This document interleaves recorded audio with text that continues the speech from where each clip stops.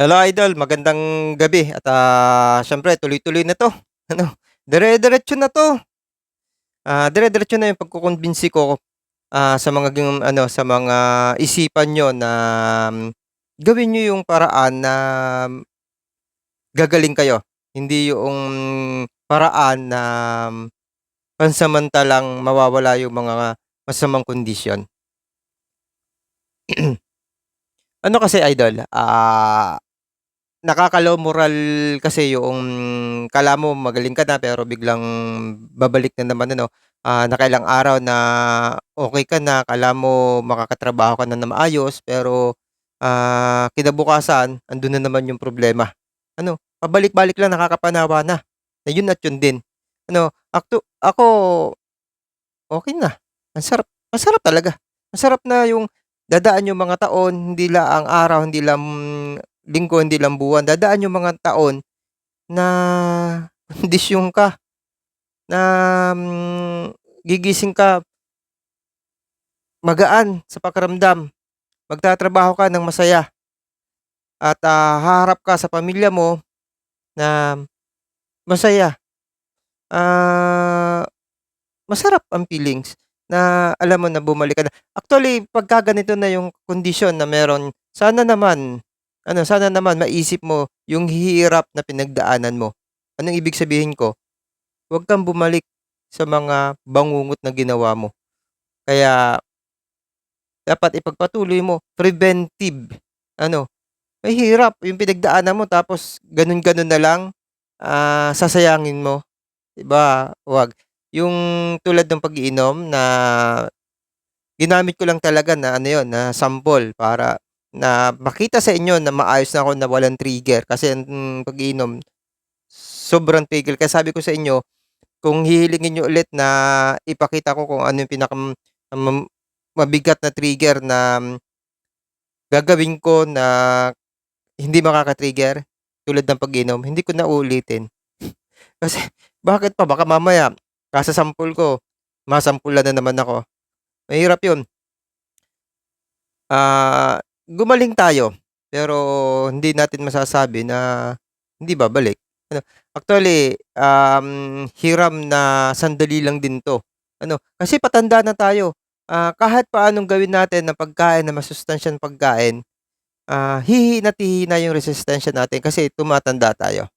At, hindi kasing, edad ng mga ninuno natin ang aabutin natin kasi, sa kondisyon ng, ating, um, ng ating community. Ano, yung buhay na meron tayo ngayon at buhay nung unang-una iba yung dito sa lugar namin yung mga matatandang, ninuno ko, kagubatan pa 'to. Eh, ngayon polluted. Kaya dun pa lang sa hihinga natin na, ah, hindi ko masasabi kung oxygen pa ba yung hinihinga natin. Actually, okey-okey naman kasi may mga puno pa rin naman dito kaya, pero polluted, polluted. Dun pa lang may may pagkakaiba na, ano. Yun mga idol, tulad nga ng ating pag-uusapan ng ating, thumbnail na ginawa, ano, ang tagal nating gumaling o hindi talaga nakakaranas gumaling yung iba. Bakit? Bakit? Kasi kulang sa kaalaman dahil lahat naman gusto. Lahat naman 'pag sinabi mo na ganito yung gawin mo, sumusunod sila. Bakit? Mahirap para sa kanila yung kondisyon ng may sakit, kaya sumusunod sila. Ang pangaral ko lang kapagka nakuha mo na yung katulad ng kondisyon na meron ako, sana pangalagaan mo, pangalagaan mo, ano, preventive, kulang sa kaalaman kaya nga, nagsisipag ako sa pagvo-vlog na ikumbinsi kayo, ikumbinsi kayo. Hindi ito gastos, hindi kayo gagastos. Ano lang, dadating ang panahon kung umiinom ka ng gamot, hindi ka na iinom kasi magaling ka na. At, kung gusto niyo naman magpagaling habang hindi uminom ng gamot, puwede. Pero kung mahina ka tulad ko, ako talaga mahina ako sa pain, sa sakit, talagang inalalayan ko ng gamot ano, kasi yung gamot ito ang laging tatandaan mo idol, yung gamot nakaka-relieve relieve 'yan ng, sakit, sintomas na dala ng sakit natin. Anumang sakit mga idol ha. Hindi lang ito sa GERD, hindi lang ito sa anxiety, sa depression o acid reflux o vertigo o any, condition ng katawan natin na hindi maganda, um, puwede ito. Kasi iisa lang naman, iisa lang, palakasin ang resistensya. Dapat, alam mo, alam mo, ano ba yung ginagawa mo? Bakit hindi ka gumagaling? Isa lang, isa lang, hindi ka kumakain ng tamang nutrition. Ano, hindi ka kumakain ng tamang nutrition, hindi ka na nakakapag-ehersisyo, hindi ka na nakakapagpa-araw, at ang mahirap, ang nakakain mo kabaligtaran, ang kakain mo toxic, basura, chemical. Kaya naging basura siya, kaya naging toxic siya, chemical kasi ang kinakain natin ngayon. Ito yung uso, ito yung makabagong pagkain natin. Pero puwede pa rin nating kainin yung traditional.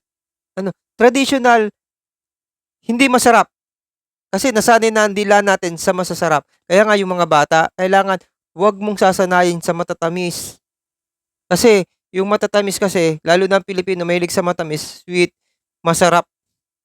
'Pag nasanay yan, mahihirapan na yan pakainin nung mga gulay talaga. Kaya nahihirapan tayong magpakain ng gulay sa mga bata, sa mga anak natin kapag lumalaki na sila. Kasi hindi natin sila sinanay dahil tayo mismo ang kinakain natin yung masasarap. Yung masasarap na pagkain na yan ang nagbibigay ng maraming karamdaman, na maraming sakit. Lahat ng doktor, tanungin niyo. Ano, isipin mo, sa bukid, sa bukid, eh, hindi na ito kabayanan na. Sa kabayanan 'no, mahirap talaga puro semento na ang kapaligiran. Sample lang 'to. Sa bukid, pero sa mga liblib talagang kabukiran ha. Ito yung mga bukid na ibig sabihin ko may kaunting lote na malapit pa sa bayan. Katulad nung lugar namin. Kabukiran pero malapit sa bayan. Madalang na makikita mo na may tanim sa bakuran nila na gulayin. Ano, nakaasa sila sa palengke, walang-wala na, yung walang-wala ng ulam dahil hindi naman lahat mayayaman yung tao. Sa tindahan, sa sari-sari store, anong tinda sa sari-sari store? Noodles, ano, pansit canton, instant noodles, ah, ingkan, sachet, yaang ultimo kape ha, lahat, lahat di-chemical. Yan yung pinapasok mo sa katawan mo. Ngayon, mula ba pagkabata mo hanggang sa ngayon, ngayong araw na 'to, naka-try ka ng maglinis ng loob ng katawan mo? Baka nga hindi mo alam kung papaano maglinis ng loob ng katawan. Kasi yung toxic na pinasok mo sa katawan mo, nailalabas mo ba? Actually, ang katawan natin may sarili yan paglilinis. Kaso, hindi na gumagana. Alam mo ba kung papaano, kusang naglilinis sa sarili mo ang katawan mo, 'di ba? Totoo, yung katotohanan. Hindi, hindi mo alam. Hindi mo alam kung papaano naglilinis ang katawan mo, 'no? Eto, yung pagdumi natin, isang parte yan ng paglilinis. Yung pag-ihi natin, isang parte ng paglilinis. Yung pagpawis natin, isang parte ng paglilinis. Ngayon, hindi siya malilinis, isang normal lang na hihintay lang natin dumumi, umihi, pumawis ng kusa. Kailangan may gawin ka. Kailangan nag-eehersisyo tayo, kailangan naaarawan tayo. Ano, para malinis siya, kailangan uminom tayo ng tama. Ngayon, sa maghapon minsan, minsan ka na lang uminom ng tubig, bakit? Kasi paglabas mo, 'pag kumain ka kahit nasa loob ng bahay mo, ang iniinom mo soft drinks, juice. Tama, mali?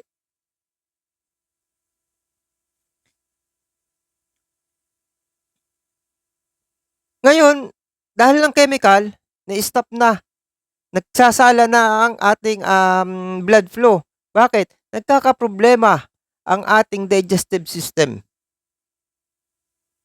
Nagkaroon ng problema ang digestive system natin, hindi na, magkokolekta ang dugo natin ng mga vitamins, mineral, et cetera na kailangan ng ating cells at ng ating mga organ. Kaya, huwag kang magtaka ang daming mga sakit na lumalabas. Isa pa, hindi na nasa tamang oras ang pagtulog mo. Alam mo ba na, pagdating ng 10:00 ng gabi hanggang 4:00 ng umaga, yan ang oras ng dapat na mamahinga ka. Bakit? Kasi yan ang oras na ang ating katawan ay nagre-repair. Bakit nagre-repair? Yan po ang gumagawa ng paraan para kung may problema, kung may nasira sa cells, sa organ, ihihilom niya. Yan yung naggagamot. Ano, yan yung naggagamot. Ngayon, hindi nagagamot ng ating sariling katawan ng, ang ating sakit, ang problema ng ating kalusugan. Bakit? Kasi gising tayo, hindi siya nakakapag-perform. Yun po yung dahilan kung bakit, ah, ang tagal gumaling ng sakit natin.